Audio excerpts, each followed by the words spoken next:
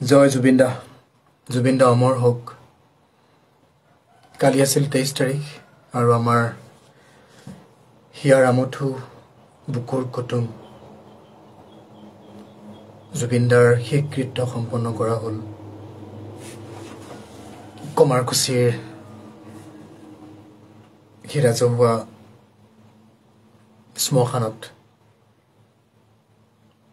আমি গৈ কি দেখিলো যে এটুকুৰা একেবাৰে সৰু ঠাই, এটা চাইডে পাহাৰ, এটা চাইডে অকমান সমতল, আৰু সেইখন চাগে পুৰণা 1902 চনতে বোলে নিৰ্মাণ কৰা এখন, বা 1902 চনৰ পৰা বোলে তাত মানুহে কবৰ, তাত মানে মৃতকক সৎকাৰ কৰে মানে তেওঁলোকৰ ট্ৰাইবেল নিয়মত তাত কবৰ দিয়ে। সেইখিনি আগৰ একো চিনচাপ নাই, সেইবোৰ গোটেই ভাঙি চিঙি মাটি পেলাই, চেনগেবেল পেলাই, সমান কৰি পেলাই, সেইটো অকল জুবিন দাক সৎকাৰ কৰিবৰ কাৰণে ঠাইটো ব্যৱহাৰ কৰাৰ নিচিনা হ'ল। এটা চাইড সম্পূৰ্ণ বন্ধ কৰি দিলে। আমি গৈ পালোগে, খুব গৰম, প্ৰায় 8:26 আমি পাইছোগে। মালিগাঁৱৰ পৰা ৰেপিডত লৈ গ'লো মই, আৰু ৰেপিডত নিয়া ল'ৰাটোও মানে জুবিন দাৰ বিগ ফেন, গতিকে সিও মোৰ লগতে চাবলৈ পালে। গতিকে যাওঁতেও গ'লো, আহোঁতে তাৰ লগতে আহিলোঁ। মানুহৰ লানি নিচিগা শাৰী, আপোনাৰ ভাবিব নোৱাৰে কেনেকুৱা ধৰণৰ এটা পৰিৱেশ। যোৱাকালি যোনে দেখিছে তেওঁলোকে বুজি পাব। থিয় হ'বলৈ জেগা নাই, ইমান গৰম, আৰু ভাবিব নোৱাৰে মানে কি পৰিৱেশ। মেইন হাইৱেৰ কাষতে মাটি এটুকুৰা, 10 বিঘা বুলি কৈছে, 10 বিঘা নহয় কিন্তু এইখিনি মাটি। আৰু পাহাৰেদি এনেকৈ ওপৰলৈ আপোনাৰ ৰবৰ বাগান আছে, ৰবৰ বাগানৰ সেইফালে আকৌ যাব নিদিয়ে। আমি পুলিচক মানে দেখিছে চাগে, ভিডিঅ' এটা মই বনাইছোঁ, তাত লাগিলে পুলিচক পইচা দি হ'লেও যাম বুলি কৈছোঁ মানে। আৰু কি কৰিছে, তাত কাম কৰা মানুহবিলাকে গোটেই পায়খানা কৰি দিছে য'তে ত'তে। বহুতে, মইতো কি কৰিছোঁ, মই দুটুকুৰা ইটা লৈ পেলাই সেই পায়খানা ঢাকি পেলাই সেইফালে তেনেকৈ পাৰ হৈ গৈছোঁ। মানুহ বহিব পৰা নাই, থাকিব পৰা নাই। আৰু এখন ৱাল আছে, ৰবৰ বাগানৰ ৱালখনৰ সিপাৰে যাব নিদিয়ে। শেষ মুহূৰ্তত যেতিয়া জুবিন দাৰ মানে ডেড বডিটো আহি পালে সেই ঠাইত, তেতিয়া আৰু নামানিলে। পুলিচে লাঠি চাৰ্জো কৰিছে প্ৰথমতে এবাৰ, বহুতে মাৰ খাইছে। আমি যেনিবা ৱালৰ ভিতৰলৈ সোমাই নগ'লো, আমি এপাৰে থাকিলোঁ, গছৰ ছাঁত বহি থাকিলোঁ। বহুতে গছৰ ওপৰত উঠিলে, বহুতেই দূৰৰ পৰা চাইছে, প্ৰত্যক্ষ কৰিছে, বহুতে এনেই ঘূৰি ফুৰিছে, বহুতে পাহাৰৰ পৰা চুঁচৰি পৰিছে। চকুৰ আগত দেখিছোঁ কি এটা মানে বেদনাদায়ক দৃশ্য, ভাবিব নোৱাৰে আপুনি। কৈছোঁ নহয়, এই বুকুৰ কুটুম টুকুৰা যে আঁতৰি গৈছে, মানুহৰ আপুনি নেদেখিলে বুজি নাপাব। মানুহৰ মানে আকুলতা কিমান আছে, মানুহৰ মানে তাত খুব কিমান সোমাই আছে। যদি আজি চকুৰ আগত মৰিলে হয়, তেনেকুৱা নকৰিলেহেঁতেন মানুহে, ইমান উন্মাদ নহ'লহেঁতেন। কিন্তু কোনেও একো অপ্ৰীতিকৰ কাম কৰা নাই দেই, এইটো চকুৰ আগত দেখিছোঁ, কোনেও একো অপ্ৰীতিকৰ কাম কৰা নাই। কিন্তু পুলিচে লাঠি চাৰ্জ কৰিছে, এইটো নিউজত অহা নাই, এইটো মোৰ চকুৰ আগত ঘটা ঘটনা। যেতিয়া আপুনি দেখিব, এইফালৰ পৰা ডাঙৰ এখন হৰ্ডিং লগাই দিছে, মানে য'ত জ্বলাব, সেই জ্বলোৱাৰ ঠিক পাহাৰৰ ফালৰ পৰা চাবলৈ দিব লাগে। আচলতে বেৰিকেড চব ফালে তৰিছে, পাহাৰৰ ফালৰ পৰা চাব দিব লাগে, কিন্তু তাত বহুত ডাঙৰ এখন মানে হৰ্ডিং লগাই দিছে, পাহাৰৰ পৰা চাব নোৱাৰে। পাহাৰৰ এটা কোণাৰ পৰা চাব পাৰে, তাতে মানুহ পুৰা দেখিছে আপোনালোকে। শেষৰ ফালে বহুত গেডাৰিং হৈ গ'ল, তাত মানুহ নাছিলে প্ৰথমতে। আমি প্ৰায় 700-800 মিটাৰ পাহাৰ বগাই সেই ঠাইলৈ আহিছোঁ। পিছত যেনিবা মানে নিজে ৰাস্তা বনাই এইফালে শ্বৰ্টকাট কৰিলে, কিছুমানে বগাই গৈছে। ছোৱালী এজনী মানে ওপৰৰ পৰা চুঁচৰি গৈছে, কাপোৰ খুলি গৈছে, উপায় নাই, তথাপিও জুবিন দাক চাব। ওপৰৰ পৰা এনেকৈ উঠি আহিলে, নামিব নোৱাৰে এতিয়া, গোটেই পাহাৰেদি চুঁচৰি গৈছে।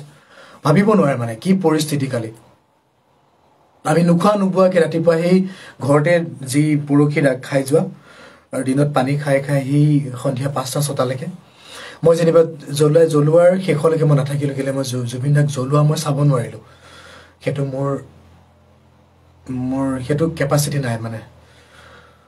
জুবিন দাই কৈছিলে জ্বলাব নালাগে, মোক উটুৱাই দিবলৈ কৈছিলে, তেওঁক উটুৱাই দিব কৈছিলে। গতিকে আমি এটলিষ্ট কি কৰিব লাগিছিলে, এটা মানে প্ৰতিকৃতি হিচাপে কিবা এটা নিয়ম কৰি পেলাই আমি নদীত উটুৱাই দিব লাগিছিলে, ব্ৰহ্মপুত্ৰত, আৰু তেওঁক আমি কবৰ খান্দি পেলাই আমি সমাধি কৰিব লাগিছিলে, বা চাইণ্টিফিকেলি আমি মামি বনাই থ'বলৈ, আমি পূৰ্বপুৰুষৰ বাবে, আমাৰ ভৱিষ্যত প্ৰজন্মৰ বাবে, এইটো মানে যিসকলে বেলেগ দেশত কৰিছে, তেনেদৰে আমি পূৰ্বপুৰুষৰ কিছুমান দেখিছোঁ তেনেকুৱা বেলেগ আমাৰ পূৰ্বপুৰুষ নহয়, বেলেগ দেশত বেলেগে তেওঁলোকৰ পূৰ্বপুৰুষক মানে কি ধৰণেৰে মামি বনাই পেলাই থৈছে, ঠিক তেনেকৈও কৰিব পাৰিলে। কিন্তু চৰকাৰৰ সদিচ্ছা থাকিব লাগিব।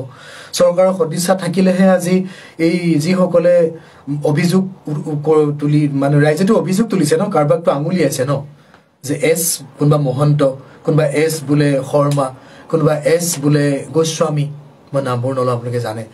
গতিকে একদম চিম্পুল এটা ভাষাত চাওকচোন আপোনালোকে, যি হৈ গ'ল কালি সমাধিক মানে কালি জ্বলাই দিলে, নশ্বৰ দেহ জ্বলাই দিলে, হিন্দু পৰম্পৰা দেখুৱাবলৈ যাওঁতে সেইখিনি কৰিলে, বেদ মন্ত্ৰ পাঠ কৰিছে, কিবা কৰিছে। কিন্তু জুবিন দা তেনেকুৱা আছিল জানো? জুবিন দাইতো কৈছিলে মোৰ কোনো জাতি নাই, মোৰ কোনো ধৰ্ম নাই, মোৰ কোনো ভগৱান নাই, মই মুক্ত, মই কাঞ্চনজংঘা। গতিকে আমি ভাবিছিলো এই সমন্বয় বাৰ্তা দিবৰ কাৰণে মই য'ত থিয় হৈ আছিলো, মোৰ বেক চাইডে প্ৰায় 25টা মুছলমান ল'ৰা। যেতিয়া মই মায়াবিনী গাই আছো, মোক মুছলমান ল'ৰা এটাই শুনিছে, দাদা আপুনি গান গায় নেকি? মই কৈছো মই গান নাগাওঁ তেনেকে। গতিকে যেতিয়া মায়াবিনী আমি গাই আছো, সি মোক সুধিছে, দাদা আপুনি মায়াবিনী মানে গান গায় নেকি? গতিকে এই মুছলমান ল'ৰা, আপুনি ভাবিব নোৱাৰে তাত বড়ো ল'ৰা, ৰাভা, হাজং, মিচিং ল'ৰা, আমাৰ গোগামুখৰ পৰা গৈছে মিচিং ল'ৰা, বড়ো মানুহ, যিমান জাতি জনগোষ্ঠী, নেপালী মানুহ, বেংগলী মানুহ, ভাবিব নোৱাৰে আপুনি। এনেকুৱা এটা পৰিৱেশ, এনেকুৱা এটা সমন্বয় ক্ষেত্ৰ জুবিন দাই দি থৈ গ'ল আমাক।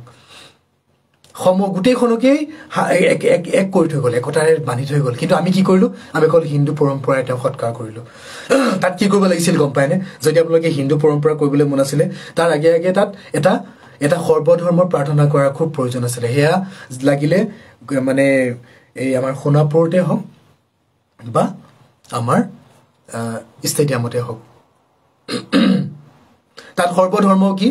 খ্ৰীষ্টান, ইছলাম, বুদ্ধিজম, আমাৰ যিমান ধৰ্ম আছে, আমাৰ যিমানকেইটা আমাৰ ধৰ্ম বুলি আমি জানো, যিমানকেইটা আমাৰ ধৰ্মৰে আমাক একেজন ভগৱানকে উপাসনা কৰোঁ, সেই আটাইকেইজনকে লগ খুৱাই পেলাই এটা সমন্বয়েৰে এটা আমি সৰ্বধৰ্মৰ প্ৰাৰ্থনা কৰিব লাগিছিলে। সেইটো চৰকাৰে সদিচ্ছা কৰালে পাৰিলেহেঁতেন, সেইটো কৰিব লাগিছিলে। কিন্তু তেওঁলোকে কাৰণ এখন হিন্দু ৰাষ্ট্ৰ কৰিবলৈ গৈ আছে। গতিকে মানে আপোনালোকে চাব দেই, বস্তুটো মানে ক'ৰবাত কিবা এটা প্ৰব্লেম নাইনে? ক'ৰবাত কিবা এটা বিসংগতি নাইনে? কোনোবা এটা কবিতা লিখিলেই জেলত ভৰাই দিয়ে, পুলিচে নিজেই নিজৰ গোচৰ ৰুজু কৰি পেলাই কাৰোবাক জেলত ভৰাই দিয়ে। আজি এই এছ লিখাকেইটা, S Mahanta, S Goswami, S মানে শৰ্মা, কোনোবা আৰু কিবা এছ গাৰ্গ, এইটোতো অপেন মানে ইমান মানে জামিন ল'ব পৰাকৈ তেওঁলোকক থৈ দিছে, সময় দিছে। পুলিচে নিজেইটোতো মানে গোচৰ তৰি পেলাই মানুহ বহুত জেগাত গোচৰ দিছে, তেওঁলোকক গ্ৰেপ্তাৰ কৰিব কৰা নাই। কিয় কৰা নাই? ডাল মে কুছ কালা হে না, ডাল মে কুছ, ক'ৰবাত কিবা প্ৰব্লেম নাইনে? আজি মামাই কৈছে এই এছ মানে মহন্তক বোলে কিবা জুই পানী নিষেধ কৰিছে, অসমত বেন কৰিছে। কি ঘটিটো হ'ব বেন কৰিলে? ই বাহিৰত থাকিব, কোটি টকা আৰ্জি ল'লে, বাহিৰৰ দেশত গুচি যাব। অসমীয়াই ন্যায় পাবনে? জুবিন দাই ন্যায় পাবনে? আবেগ অনুভূতিবিলাক ক'ত যাব? ক্ষোভবিলাক ক'ত যাব? গতিকে মানে ক'ৰবাত কিবা এটা প্ৰব্লেম আছে, ক'ৰবাত ছিষ্টেমত এটা প্ৰব্লেম আছে। কোনোবাই এইটো কৰাম বুলি কৰিছে, কাৰণ 26 সমাগত, 26ৰ আগে আগে এটাকে তেনেকৈ আঁতৰাই লৈছে। হয়তো নেক্সট টাৰ্গেট অখিল গগৈ হ'ব পাৰে, যোনে মানে চৰকাৰৰ বিৰোধিতা কৰিছে, জানিছে 26ত হয়তো অকণমান দিগদাৰ কৰিব ই। নেপালত ঘটনা ঘটি গৈছে, গতিকে জুবিনে কিবা এটা কৈ দিয়াৰ লগে লগে যুৱ সমাজ নকৰিবলগীয়া কাম কৰি দিব পাৰে। গতিকে অকণমান ছাইড কৰাই লোৱাই ভাল। তেনেকেতো মানুহটো তেনেকে কৈ আছে ন, তেনেকেতো সন্দেহ কৰি আছে। গতিকে সন্দেহ কৰা কামটো তোমালোকে মানুহকেইজনক গ্ৰেপ্তাৰ কৰি তোমালোকে মানে এনকুৱাৰী নকৰা কিয়? CBI এনকুৱাৰী নকৰা কিয়? তেওঁলোকক গ্ৰেপ্তাৰ নকৰে কিয়? প্ৰথমতে এই কোনোবা এজনটো মানে এই গোস্বামী লিখাজনেতো সি কান্দি কিবা কিবি কৈ আছে, আবুল তাবুল বকি আছে, কোৱা স্ক্ৰীনশ্বট আহিছে, কিবা আহিছে। সেইবোৰতো এভিডেঞ্চ আছে নহয়, মানুহৰ এভিডেঞ্চ। মই কিবা এভিডেঞ্চ দিব লাগে নেকি? ফেচবুকে ঘূৰি আছে গোটেই এভিডেঞ্চ কিয় লাগে? এভিডেঞ্চ পাছত হ'ব, মানুহকেইজন গ্ৰেপ্তাৰ কৰা ভাই, গ্ৰেপ্তাৰ কৰি পেলাই তাৰপিছত তোমালোকে সোধ-পোছ কৰা, কথাবিলাক সোধা। তাত মানে ছিংগাপুৰত কোনবিলাক আমাৰ অসমৰ যিবিলাক মানুহ আছে সেইবিলাকক গৈ পেলাই কোনে সুধিছে, সিহঁতকতো আনিব লাগে। কোন জড়িত আছে তেওঁলোকক আনি পেলাই তেওঁলোকক হেৰি কৰিব লাগে, সোধ-পোছ কৰিব লাগে। তাত গৈ পেলাই এনেই কৈ দিছে কোনোবা গৈছে বুলি, কোনোবাই গৈ তাত চাবগৈ নেকি? সেইখন নাটক ইয়াত কৰিব নোৱাৰিলে কাৰণে তাত কৰিলে নাটকখন।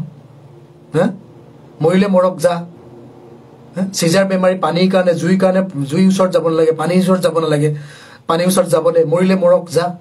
সেইটোৱেতো কথাটো। হত্যা কৰিছে বুলি নকওঁ, কিন্তু এই যে মৰিলে মৰিব যা, তেনেকুৱা ধৰণৰ এটা মেণ্টেলিটি যে সিহঁতৰ আছিলে, সেইটো যে এটা চক্ৰান্ত হয়, এইটোতো চবেই গম পাই গ'ল। মই দুটা সাধাৰণ মানুহ, মোৰ নিচিনা হাজাৰজনে লাখজনে মানে তিনি কোটি মানুহে গম পাই গ'ল। এতিয়া 3 কোটি মানুহ কি বাহিৰত, ইণ্ডিয়াৰ বাহিৰতো গম পাই গ'ল, পৃথিৱীৰ মানুহে গম পাই গ'ল এটা চক্ৰান্ত এটা। কাৰণ মানে হেৰি কৰা হ'ল নহয়, পষ্ট মৰ্টেম কৰা হ'ল নহয়, তাততো কিবা গম পাই গৈছে ন মানুহ কিবা এটা। এইটো ৰিপৰ্ট যি ওলাই দৰকাৰ নাই, কিন্তু এই যে ডাবুল এজন মানুহক দুবাৰ পষ্ট মৰ্টেম কৰে নেকি কোনোবাই? কি কাৰণে কৰিলে, কি কাৰণে কৰালেতো না, কৰিবলৈতো বাধ্য হ'ল ন। তাতেতো আমাৰ প্ৰমাণ পাই গ'লো আমি, ক'ৰবাত ভুল আছে ভাই। তাত যদি ভালকে ছিংগাপুৰত ভালকে মানে ৰিপৰ্টটো পোৱা হ'ল, আমি ছেটিছফাইড হ'ল, ইয়াততো কৰিব লগা নহ'লহেঁতেন। ইয়াত কিয় কৰিলে? ইয়াত কৰাৰ পিছতো নিজৰ ভৰিত নিজে কুঠাৰ মাৰিলে। গতিকে মানুহেতো বুজি পাই গ'ল ক'ৰবাত কিবা এটা নিশ্চয় আছে। গতিকে এনেকুৱা কৰিব নালাগে আচলতে। মানুহৰ পলিটিক্স বুলি ক'লে চব কাম কৰিব নালাগে মানে। Politics is not everything. গতিকে কালি ঘূৰি আহিলোঁ আমি, প্ৰায় 3টামান বজাত ঘূৰি আহিছোঁ, আৰু দেখিছোঁ মানে যোৰাবাটৰ, মইতোতো আগতীয়াকৈ খবৰ লৈছিলোঁ যে মোৰ সোণাপুৰৰ দাদা এজন থাকে, দাদাক ফোন কৰিলোঁ, কৈছে যে তই এফালেদি বাছত নাহিলি ভালে কৰিলি, কিন্তু তই যোৰাবাটলৈকে আহিব পাৰিবি, তাৰ পৰা কিন্তু তই খোজকাঢ়িব লাগিব বুলি ক'লে। পিছত মই যেতিয়া ৰেপিড' লৈ আহিলোঁ, ভাগ্য ভাল আছিলে, বাইকবোৰ আহিব দিছে। আৰু ঘূৰি আহোঁতে কিন্তু বহুত জাম, ভাবিব নোৱাৰে আপোনাৰ, লাখ বাইক, গাড়ীবোৰ বেয়া হৈছে ৰাস্তাত, ইমান টেম্পাৰেচাৰ, গাড়ীবোৰ ৰাস্তাত বেয়া হৈছে, গাড়ীবোৰে জাম লগাই দিছে, বাইকবোৰ আহিব নোৱাৰে, মানুহ খোজকাঢ়ি আহিছে, ইটো 2টা ৱেত আপোনাৰ এফালে গাড়ী ভৰাই দিছে। মানে এইটো এটা কৰিম বুলি কোৱাৰ নিচিনাও লাগিলে। কিন্তু পুলিচৰ গাড়ী প্ৰায় 6খন-7খন বেয়া হৈ আছে। মই এজন পুলিচক কৈছোঁ, আপোনালোকৰ গাড়ীয়ে বেয়া হৈছে নেকি? অকল পুলিচৰ গাড়ীয়ে যে বেয়া হৈছে কিয়? বনেটবিলাক খুলি থৈ দিছে। এইটো সঁচাকৈ বেয়া হৈছে নে? মই এনেকৈ সুধি থৈ আহিছোঁ এজনক, নে কৰিম বুলি কৰিছে, মানুহক হাৰাশাস্তি কৰাইছে? হয়তো বেয়াও হ'ব পাৰে, নাজানো, কিন্তু পুলিচৰ গাড়ীয়ে বেয়া হ'ব লাগেনে? গতিকে এই যে য'ত ত'ত ৰাখি গাড়ীবিলাক আপোনাৰ মানুহ অহা যোৱাত অসুবিধা কৰাইছে। একদম যোৰাবাটলৈকে আপোনাৰ মানে পাৰ্কিং, যোৰাবাটৰ মানুহ খোজকাঢ়ি গৈছে। যোৰাবাটৰ মই দেখাইছোঁ, ভিডিঅ'ত কৈছোঁ যে যোৰাবাটৰ যিখন আমাৰ নৰ্থ ইষ্ট কেঞ্চাৰ ইনষ্টিটিউট আছে, তালৈকে পাৰ্কিং, তালৈকে 1-2খন গাড়ী পাৰ্কিং কৰি পেলাই মানুহ খোজকাঢ়ি গৈছে। চিন্তা কৰক, সেই মানুহখিনি প্ৰায় তাৰ পৰা কিমান বোলে, প্ৰায় 8-9 কিলোমিটাৰমান হ'ব নেকি, প্ৰায় 8-9 কিলোমিটাৰ আপোনাৰ খোজকাঢ়ি, পাহাৰৰ সেই ওখ চাপৰ, সেই খোজকাঢ়ি গৈ সমাধি দৰ্শন কৰি ইমান গৰমত আকৌ খোজকাঢ়ি আহি গাড়ীখিনিলৈকে চাওকচোন। এইটো সৰু এটা কথা মানে, বাট মানুহবিলাকৰ মানে আৱেগটো চাওক, মানুহবিলাকৰ আৱেগটো, মানুহৰ ক্ষোভটো, মানুহৰ মানে কি ক'ম। গতিকে নাপায় আচলতে, এনেকুৱা কৰিব নাপায়। শেষত এইটোৱে ক'লোঁ, সকলোৱে চিন্তা কৰকচোন, মই তাৰ পিছৰখিনি নকওঁ। কবিতা লিখিলে যদি জেললৈ যায়, কোনোবাই কাৰোবাক কিবা এটা ফেচবুকত কিবা এটা লিখিলে বুলিয়ে যদি জেললৈ যায়, এতিয়া কৈ আছে ফেচবুকত কোনোবাই কিবা কিবি কোৱাবিলাকক বোলে জেৰা কৰিব, মামাই ধৰিব বোলে, এভিডেঞ্চ বিচাৰিব, এভিডেঞ্চ নাপালে তেওঁৰ ওপৰত ব্যৱস্থা ল'ব। তোমালোকে আগত সিহঁতক ব্যৱস্থা লৈ চোৱাচোন, সিহঁতক আগত ব্যৱস্থা লোৱা, যিকেইটাই লৈ গৈছিলে, যাৰ দায়িত্বত লৈ গৈছিলে। শ্যামকানু মহন্ত, তেওঁতো নিছিলে নহয়, তেওঁতো দায়িত্ব থাকিব লাগিছিলে, এজন বেমাৰী মানুহ। চবেই কৈ আছে এইখিনি কথা, আকৌ এবাৰ কৈ দিছোঁ। মই যদি কোনোবা এজন মানুহক লৈ যাওঁ, সি ৰোগীয়া মানুহ, মই সৰুকৈ আকৌ এটা উদাহৰণ দিওঁ। সিদিনা আমাৰ এই যে উচ্ছেদ হৈ গ'ল আমাৰ আপোনাৰ এঙাৰখোৱাত, লখিমপুৰ মানে নাওবৈচা সমষ্টিৰ এঙাৰখোৱাত, আমাৰ এই গুণগুণহঁতৰ পথাৰলৈ যেতিয়া আমি গৈছিলোঁ, মই পলিটিকেলি কথাখিনি ক'বলৈ যোৱা নাই যে, মই জাষ্ট মোৰ বন্ধু হৰিদাস আৰু মোৰ কথা ক'বলৈ গৈছোঁ। আমি যেতিয়া অখিল দাই ভুই ৰুলে, কোৰ মাৰিলে, আমি তাতে জলকেলি কৰিলোঁ, তাৰপিছত যেতিয়া আমি গা ধুবলৈ গ'লোঁ, ডাঙৰ এটা পুখুৰী, বহুত দ, মই এনেকৈ থিয় হৈছোঁ, মই ঠাৱনি পোৱা নাই, প্ৰায় 10-12 ফুট দ এটা পুখুৰী, তাত অখিল দা সাঁতুৰিবলৈ গ'ল। সাঁতুৰিবলৈ যাওঁতে আপোনালোকে সেই ভিডিঅ'টো যদি চাই, মোৰ প্ৰফাইলত পাব আপোনালোকে, সেই ভিডিঅ'ত চাবচোন, আপোনালোকে দেখিব যে মই এটা কথা কৈছোঁ তাত, যে হৰিক কৈছোঁ, তই NDRF, মই SDRF। আপোনালোকে চাওক দেই কথাটো, তাৰ মিনিংটো ক'ত সোমাই আছে। কিবা কাৰণত যদি অখিল দা নহ'লে বেলেগ কোনোবা এজন যদি গ'লহেঁতেন, আমি কিন্তু তেওঁৰ লগত ছাপৰ্টত থাকিলোঁ, আমি তেওঁৰ কাষে কাষে আমি মনিটৰিং কৰিলোহেঁতেন। মই তাত কৈছোঁ যে তই SDRF, মই NDRF, বা তই NDRF, মই SDRF। গতিকে কেলৈ কৈছোঁ, আমি কিবা এটা হ'লে তাক ৰেস্কিউ কৰিম, আমি তাক ধৰি আনিম। তাৰমানে গতিকে তেতিয়াতো যেতিয়া জুবিন দা গৈছে, জুবিন দা কম কথা নেকি? জুবিন দা নিচিনা এটা অনুষ্ঠান অসমখনক লৈ গৈছে, অসমখন গৈছে, অসমৰ আৱেগক গৈছে, অসমৰ অনুভূতিক গৈছে, অসমৰ মৰম, অসমৰ গোটেই 3,50,00,000 মানুহৰ আৱেগ গৈছে। গতিকে সেই মানুহজন নমাৰ লগে লগে 4জন 5জন লগতে জাপ মাৰিব লাগিছিলে নাই? মনিটৰ কৰিব লাগিছিলে নাই? জুবিন দাই মনত ফূৰ্তিৰ কাৰণে জাপ মাৰি দিছে, তেওঁ ল'ৰামতীয়া মানুহ, জাপ মাৰি দিব। তথাপি তোমালোকৰ কি কাম আছিলে? কাষে কাষে গৈ তেওঁক মনিটৰিং কৰা। আপোনাৰ যদিও লাইফ জেকেট পিন্ধা নাই, লাইফ জেকেটটো জোৰ জবস্তিকে পিন্ধাই দিয়াৰ দায়িত্ব কাৰ আছিলে? আমিতো অখিলাক একো হ'ব নিদিলোঁ সেইদিনা। শেষত দেখিছোঁ তেওঁ অকণমান অৱস হৈছে, তথাপি আমি কাষে কাষে আহিছোঁ। কিন্তু তেওঁ ইমান দম আছে ভাবিব নোৱাৰে আপুনি, তেওঁৰ অখিলদাৰ যিটো পাৱাৰ। গতিকে তথাপি আমি তেওঁৰ কাষে কাষে গৈছোঁ। কিন্তু এজন চেজাৰ বেমাৰী, এজন মৃগী ৰোগ থকা মানুহ পানীত জাপ মৰাৰ পিছত বাকীকেইটাই কি কৰি আছে আপোনালোকে চাওক। যদি মই গ'লো হয়, যদি মোৰ নিচিনা মানুহ গ'লহেঁতেন, যদি আমি হৰি গ'লহেঁতেন ছিংগাপুৰলৈ, জুবিন দাৰ লগত আমি জাপ মাৰিলেহেঁতেন আৰু লগে লগে অলপমান গৈ পেলাই জুবিন দাক টানি আজৰি ঘূৰাই আনিলোহেঁতেন। আমি মৰিব নিদিওঁ, কিন্তু সেইটো সঁচা কথা। গতিকে এই যিজন মেনেজাৰৰ ওপৰত সন্দেহ আছে, পুৰা মেনেজাৰৰ ওপৰত সন্দেহ আছে। আৰু এইটো এতিয়া যোনে আবুল তাবুল বকি আছে, গোস্বামী। গতিকে আটাইকেইটাকে এটা কাম কৰক, আপোনালোকে যদি একো নকৰে, আপোনালোকে আমাক ৰাইজক গতাই দিয়ক, আমি যি কৰিম। আপোনালোকে পুলিচে যদি একো নকৰে, আপোনালোকে প্ৰশাসনে যদি একো নকৰে, মামাই যদি একো কৰিবলৈ নিদিয়ে, তেনেহ'লে এটা কাম কৰক, ৰাইজক গতাই দিয়ক, ৰাইজে কৰিব যি ব্যৱস্থা কৰিব লাগে। বহুতে কৈছে না, বহুতে অপেন চেলেঞ্জ কৰিছে, তো আমাক গতাই দিয়ক। গতিকে এইখিনি আছিলে ক'ব লগা, কালি গৈ যি দেখিলোঁ। আৰু শেষত আকৌ এবাৰ কওঁ, তাত কিন্তু পাহাৰৰ ফালে যিখিনি ল'ৰা উঠি গৈছিলে, সেই ল'ৰাখিনিৰ ওপৰত লাঠি চাৰ্জ কৰিছিলে প্ৰথমতে, শেষৰ ফালে নকৰিলে।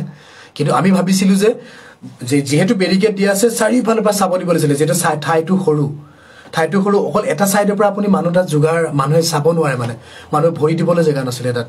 আৰু ইমান গৰম, তাত তলত বালি শিল, ধূলি উৰি ফুৰিছে, গৰম, আৰু পাহাৰৰ চাইডে গছ আছে। গতিকে চব ফালৰ পৰা চাব দিয়া নাই ভাই। চবফালে তোমালোকে বেৰিকেড দি পেলাই পুলিচ ৰাখি দিয়া, কোনে কাক ডিষ্টাৰ্ব কৰিব? জুবিন দাকে চাবলৈ গৈছে, থৰি নাই তাত কোনোবাই কাৰোবাৰ কিবা অন্যায় কৰিব, কোনোবাই কিবা হেৰি কৰিব। আৰু ইমান ডাঙৰ হৰ্ডিং লগাই দিছে, পিছফালৰ পৰা চাব নোৱাৰে। সেইবোৰ কি এডভাৰটাইজমেণ্ট? মানুহটো মৰিছে, তেওঁ সৎকাৰ কৰা ভাই। হৰ্ডিং লগাব মন আছে, বেলেগ জেগাত লগাই দিয়া। মানুহ চাবৰ জেগাত কিয় হৰ্ডিং? কিহৰ ইমান ডাঙৰ হৰ্ডিং? এই যে 200-300 ফুটীয়া এখন হৰ্ডিং লগাই দিছে বিৰাট ডাঙৰ বেক চাইডে, সেইবোৰ কি এডভাৰটাইজমেণ্ট কৰিছানে তোমালোকে, নে সৎকাৰ কৰিবলৈ গৈছা? আমিতো বহুত দূৰৰ পৰা চাইছোঁ, আমি কেমেৰাত জুম কৰি পেলাই আমি চাবলগীয়া হৈছে। গতিকে সেয়াই কথা, এটা যুগৰ অৱসান হ'ল। আপোনালোকে নাভাবিব যে জুবিন মৰি গ'ল বুলি। জুবিন গাৰ্গৰ যি আদৰ্শ লাখ লাখ যুৱকৰ বুকুত সোমাই আছে। কিন্তু নাভাবিব যে জুবিন মৰি গ'ল, আমি বাচি গ'লোঁ, আমি 26ৰ বৈতৰণি পাৰ হ'ব লাগে, আমি পাৰ হৈ যাম। সেইটো ভুল নকৰিব। কিন্তু বহুত ল'ৰা আছে, ভাবিব নোৱাৰে। জুবিনদাৰ নিচিনা বহুত ল'ৰা ওলাই আহিব, হাজাৰজন ওলাই আহিব। বহুতে গান গাব নোৱাৰিব পাৰে, বহুতে জুবিনদাৰ নিচিনা কাম কৰিব নোৱাৰিব পাৰে, কিন্তু যিটো স্বাভিমান, যিটো জাতীয়তাবোধ, যিটো অসম প্ৰেম, সেইটো বহুতৰ জুবিনদাৰ পৰা শিকিলে। শেষত এইটোৱে ক'লোঁ, ধন্যবাদ। জয় জুবিন দা, জয় অসম।